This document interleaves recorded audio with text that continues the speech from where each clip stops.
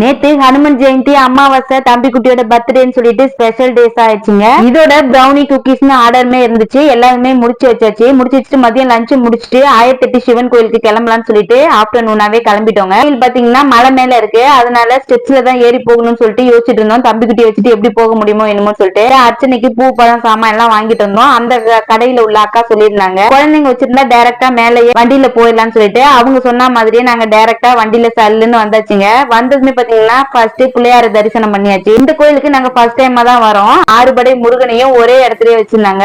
முருகனையுமே கண்குளிர தரிசனம் பண்ணிட்டு ஹனுமன் ஜெயந்திக்கு ஆஞ்சநேயரை பார்க்கலன்னா எப்படிங்க, ஆஞ்சநேயத்தையும் போய் பார்த்து ஒரு அர்ச்சனையும் போட்டு அங்க யானையுமே இருந்தது. அங்கேயுமே ஆசீர்வாதம் வாங்கிட்டு சிவனுக்கும் போயிட்டு சிவனையும் தரிசனம் பண்ணிட்டு ஃபுல்லா 1008 சிவனையும் சுத்தி பார்த்துட்டு வந்தாச்சுங்க. இதோட கண்டினியூட்டி வீடியோவா அப்லோட் பண்றேன். மனசுக்கு ரொம்பவே ஹாப்பியா திருப்தியாவே இருந்ததுங்க. எல்லா சாமியுமே ஒரே இடத்துல பார்த்த திருப்தியுமே கிடைச்சது.